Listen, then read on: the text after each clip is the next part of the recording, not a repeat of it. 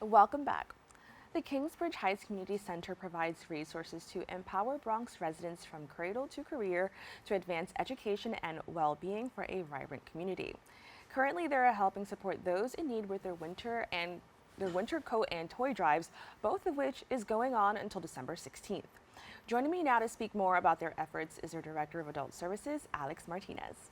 Alex, thank you so much for joining me. Thank you for having me. Now, can you tell me a little bit more about the Kingsbridge Community Center? Yes, absolutely. So Kingsbridge Heights Community Center, KHCC, is a settlement house here in the Bronx. We're neighbors actually. And we just turned 50 this year, and we've been providing services, as you said, from cradle to career. So we have programs and services available from infants all the way into adulthood. Now, there's a lot going on in the Bronx, especially in the Kingsbridge community. How do you address the specific needs, of the community at a certain time? Yeah, I mean, that's a great question. And I think our current drives speak to that. And so, because we are so embedded in the community, we really are informed by community needs. And so, some of our programs have been around for years and years, and the need continues, especially when I think about like our youth services, our therapy programs. But we also pivot, right, based on what's happening. And so, I would say from COVID to now, we've seen a bigger need for more like basic needs around food, housing, winter coats, and toys for the holiday season. Well, we're definitely going to get into, the holiday drives because that is always, a staple of New York City. And it's something that we do really well when it's time to help out the community. But I want to talk about some of KHCC's key programs. Can you tell me what they are? Yeah, absolutely. So we have a lot of programs, but they primarily fall under three main departments. And so we have our early childhood department, and those are our programs and services for families who have children under the age of 5. So like our family child care network, our early Head Start classes, and then we have our youth department, which includes after school programming, college preparedness, our tween and teen centers, social and emotional learning for our young people. And then we have our adult and family services, which includes our ESOL classes for adults. It includes our food pantry, our long-term therapy program, and our case management program. Well, one, I definitely want to point out that I love that there was a section for tweens because I think they're kind of like a forgotten like little area. Like you're not quite 8 years old, but you're not a teenager yet. So I think it's amazing that you're kind of even looking into those smaller, just fractions of different identities and where people are at life. I think that's amazing. And I also want to talk about your efforts to address food insecurity with the food pantries. Can you tell me a little bit more about what you noticed in regard to food insecurity specifically within this community? Yeah, absolutely. So our food pantry really grew out of the need for stable food, especially from COVID to now. I think prior to COVID, our food pantry was really small and more donation based. We would get folks who would want to donate like extra canned food and things like that. But from COVID to now, our food pantry has grown exponentially. And right now we are really fortunate that we have enough funding to be able to have our food pantry run twice a week on Tuesdays and Thursdays, and it's open to the community. So folks in the community can sign up through the Plentiful app in advance if they want to, but you can show up any Tuesday or Thursday, register on the spot, and leave with enough food for your household. It includes fresh produce, dry goods, and then also some form of protein. So we typically, I would say on average, on any given Tuesday or Thursday, we see about 250 folks, and it's first come, first serve. So usually Tuesdays and Thursdays, our center's really busy because the line will kind of go down the block. Last Thursday, we had our Thanksgiving event, and we served about 600 families, and it included turkeys, chicken, or pernil, so whatever was the best choice for folks. Wow, that's amazing. And to hear that number of people, are coming in daily, it shows that there's a need. So thank you so much for kind of providing that support to the families here in Kingsbridge. I think that's amazing. And, just throughout the Bronx in general. Now, I want to talk about the winter coat drive. Can you tell us a little bit more about that effort to support those in need? Absolutely. So our winter coat drive, this is, I think, the third year that we've done it consecutively.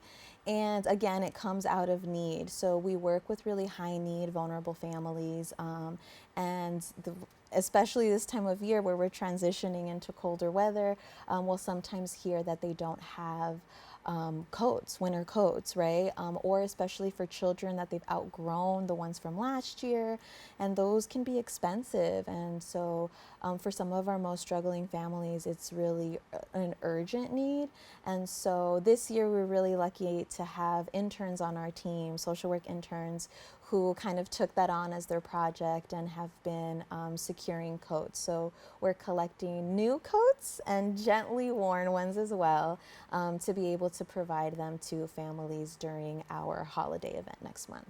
So that's amazing. I was just going to ask, if people are listening and watching, is this mostly a volunteer led effort? Yeah, so our case management team is leading the effort as well, but all of the donations are coming from like community members.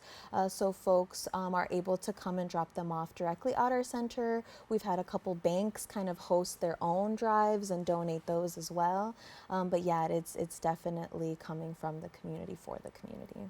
That's amazing. Now, how long are you accepting donations? Until the 16th, December 16th, our event will be a couple days after that, so we want to make sure to have enough time to sort and organize everything. Now, I know winter coats are definitely important, but my favorite thing, especially during this time of year, are the toy drives. Can you tell me a little bit more about that and how your organization kind of handles that? Yes, so our organization has been doing toy drives for years and years. And so, like you said, it's a lot funner to both receive those donations, but also give them. And right now, we're actually we've been receiving a lot of coats, which is great because our families definitely need them. But we are needing a little bit more toys at this point of the month. And so it'll be, for us, it'll be a joint event. And so families can come, the kiddos can pick out their own toy, and then parents can go through the coat drives and pick out coats if they need them. Now, I understand on the flyer there's a QR code. Can you explain, where that goes to? Oh, yes. So we have two different flyers, one for the coat drive and one for the toy drive. And so the toy drive includes a QR code, and that will take you to our Amazon wish list. And so if folks are able to and wanting to donate, they can scan the QR code. It goes directly to that list, and then folks can purchase the toys on Amazon and have them delivered straight to our center. Now, how has the feedback been from the community, regarding these events? And, just throughout that process, can you sense that, feeling of support? Absolutely. A lot of our families are incredibly grateful that we offer these types of concrete needs, especially this time of year, because it can make the difference between really joyous memories for families or really difficult ones. And so oftentimes we hear from families a lot of gratitude, a lot of appreciation. It's really it's something that they feel very just really like a lot of compassion, and so especially this time of year where folks are like appreciating and expressing gratitude and also like giving back, and so this is a really beautiful way to do that. One of our parents recently was asked what her experience at our center has been like, and she said that prior to coming and receiving services, her wings were clipped. But all of the impact now makes her feel like a butterfly, and she's just like soaring. And so I think for some of our families, this is what makes their holiday season feel a little bit more celebratory. And we're really appreciative that community responds to that and is willing to give back. Now, switching gears only slightly, what do you think are the most pressing issues faced by the Kingsbridge Heights community that need to be addressed urgently? Oh, goodness. There are definitely many. And so I think the first one that comes to mind is around mental health services. services. We're really lucky that we are able to offer free long-term therapy to families impacted by trauma. But we've also recently opened up a new clinic that expands our capacity to provide services throughout the Bronx. However, the wait list is still really difficult to keep up with. We get calls from folks interested in services or in need of therapy, especially because we have bilingual folks available, therapists. And so we have a lot of Spanish-speaking families as well in need of therapy. And they're willing to be added on our wait list, but it's really challenging to keep up with because the wait list continues to grow. And I can imagine that that's an indicator of just the growing mental health needs throughout New York City. Now, kind of keeping that in mind, what are some resources that your organization needs to help continue to support the community of Kingsbridge? Absolutely. So definitely funding. We definitely need more money to grow these programs and hire more passionate, therapists and social workers and youth workers. And I think also we need to, at least for our center specifically, space. We are really creative and share a lot of space between programs, but I think that's something that day to day we do feel. Now, I want to briefly talk about KHCC Connect. Can you tell me a little bit more about that? Yes, I oversee that program, so I can talk to you forever about it. But that is our case management program. And so every family comes to our center for different reasons, right? It might be for an early Head Start class or for English classes or our food pantry. And so regardless of entry point into KHCC, the KHCC Connect team ensures that all of those families are assessed holistically and connected to any other services or programs that they might be interested in or in need of. And so they really help connect folks to everything that they are seeking, whether it's offered directly at KHCC or not.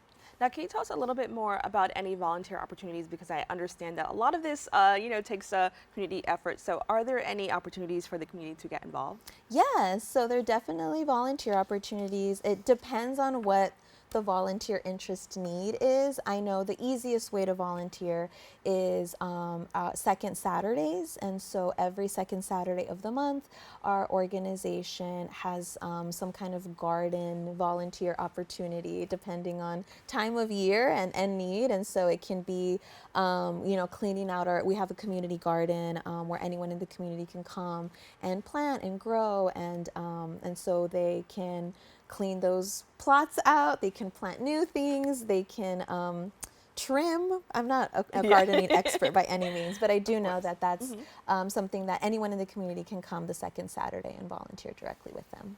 Well, Alex, thank you so much for joining us and sharing a little bit more about the KHCC community and the work that you're doing to help, members in this area of the Bronx. So thank you. Thank you for having me.